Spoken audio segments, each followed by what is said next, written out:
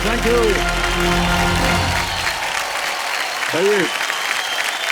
Thank you, thank you, very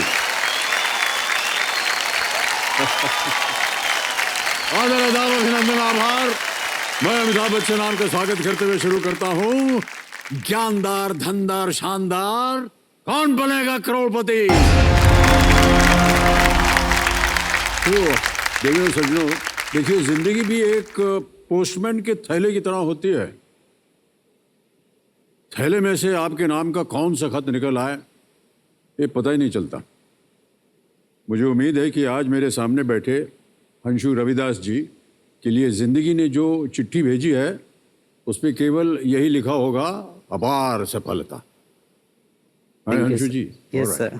ये हमारे पिछले हफ्ते के रोल ओवर कंटेस्टेंट हैं। अंशु जी जब हुआ मध्य प्रदेश में असिस्टेंट ब्रांच पोस्ट मास्टर हैं।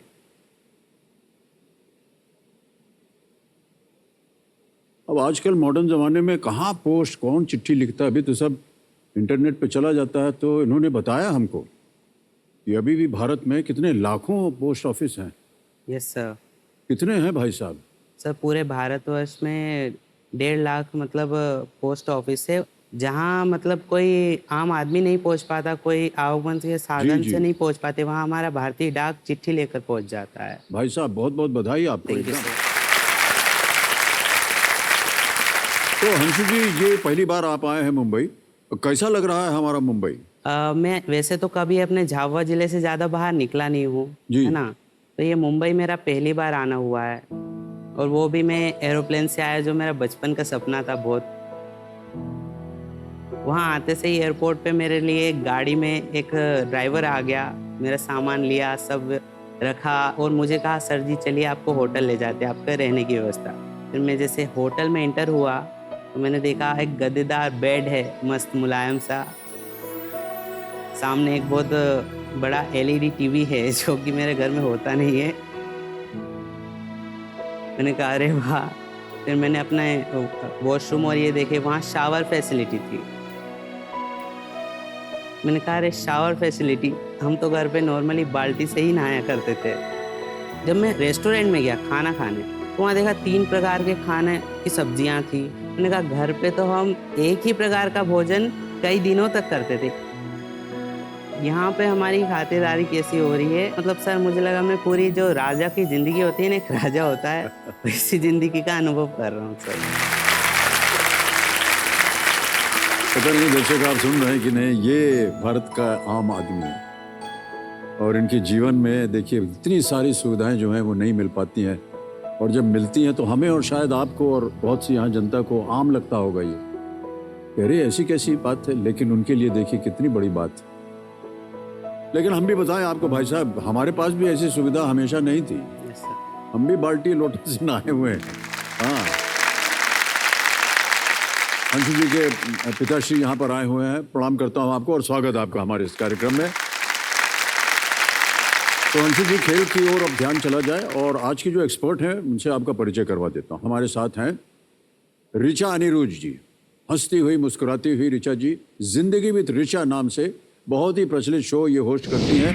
और ऋचा जी एक बार ये देखिए, आ गई ऋचा जी, तालियों के साथ आपका स्वागत करते हैं। नमस्कार सर। बहुत प्यारी सी ऋचा जी आपकी सहायता के लिए यहाँ पर बैठी हुई हैं। जब कभी भी आपको इनकी जरूरत पड़े, आवश्यकता पड़े, इनसे आप पूछ सकती हैं। तो एक बार फिर बहुत बहुत स्वागत आपका ऋचा जी। ऑलराइट, लेट्स प्ले कौन बनेगा करोड़पति, प्रारंभ किया जाए। 11वां प्रश्न 6,40,000 रुपए स्क्रीन के ऊपर ये रहा।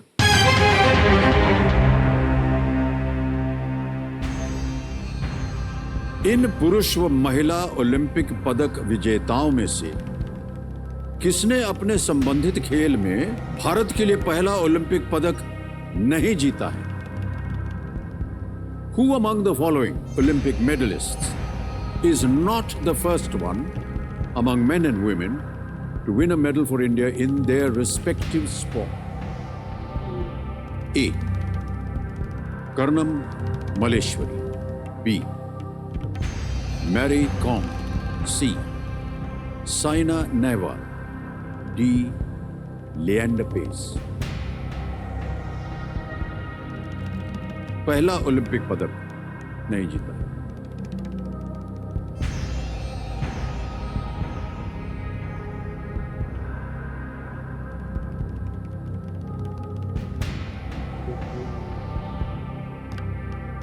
सर लियांडर पेस तो बहुत पहले के खिलाड़ी है टेबल टेनिस, मतलब वो जो लॉन टेनिस ऐसे खेलते हैं शायद। मेरी कॉम ये 2012 के समथिंग लग रहा है, पहला नहीं।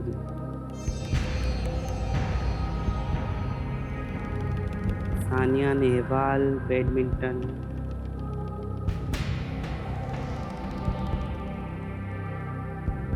देखो ऑप्शन ए पे लग रहा है कर्णम मल्लेश्वरी, शायद इसको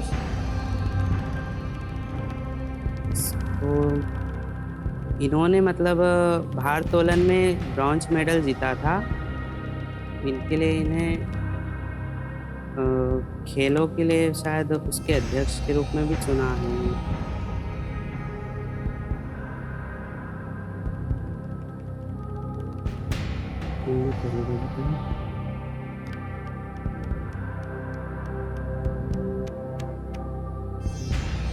सर 2 लाइफलाइन अगर आपको कष्ट हो रहा हो।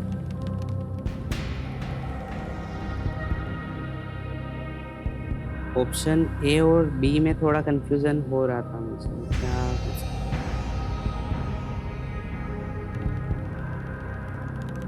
Sir lifeline.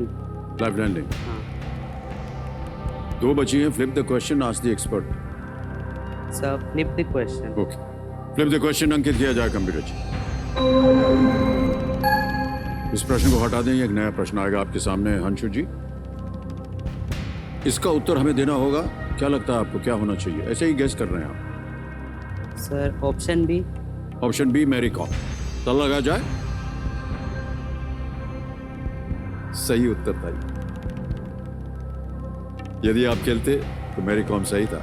मैरी कॉम ने 2012 के लंदन ओलंपिक गेम्स में मुक्केबाजी में कांस्य पदक जीता था, लेकिन उनसे पहले 2008 बीजिंग गेम्स में विजेंद्र सिंह कांस्य पदक हासिल कर चुके थे। मैरी कॉम सही उत्तर। बहरहाल आपने अब लाइफलाइन ले ली है और इसको हम हटा देंगे। एक नया प्रश्न आएगा। जो हमने आपको सूची दिखाई थी उसमें कौन सा विषय चुना आपने? Sir my city my state. My city my state, alright. तो आपका शहर है झबुआ और प्रांत है मध्य प्रदेश। इसी के आधार के ऊपर भाई साहब अगला प्रश्न आएगा। कबीर महाशय इस प्रश्न को हटा दीजिए और फ्लिप द क्वेश्चन का जो प्रश्न है झबुआ मध्य प्रदेश के आधार पर उसे हमारे सामने प्रस्तुत किया जाएगा।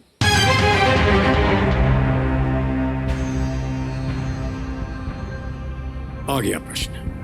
उत्तर प्रदेश और मध्य प्रदेश की सीमा पर स्थित इनमें से कौन सा बांध बेतवा नदी पर स्थित है जिसकी आधारशिला 1971 में इंदिरा गांधी ने रखी थी?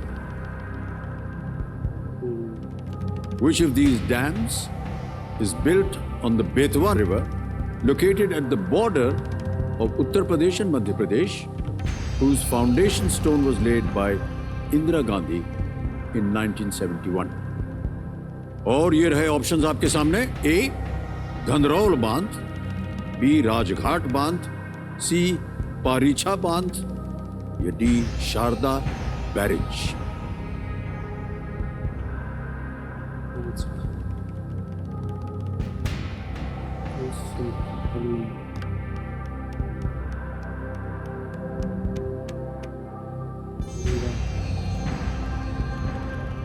ऑप्शन ए तो मुझे नहीं लग रहा, धद्रोल बांध, पारीछा बांध ऑप्शन सी भी लग रहा,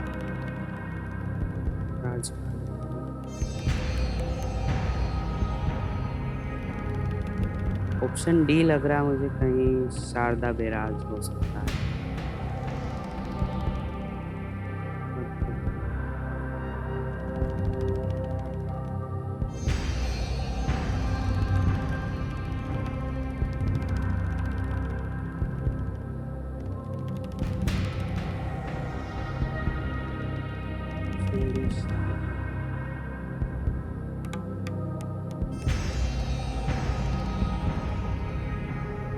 हाँ, लाइफ लाइन। लाइफ लाइन लेंगे, ऑलराइट, लाइफ लाइन लेंगे ये, इस लाइफ लाइन को अंकित किया जाए।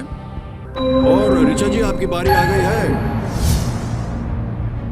मुस्कुराते हुए आइएगा और उत्तर दीजिए। प्रश्न पढ़ता हूं आपके सामने ऋचा जी।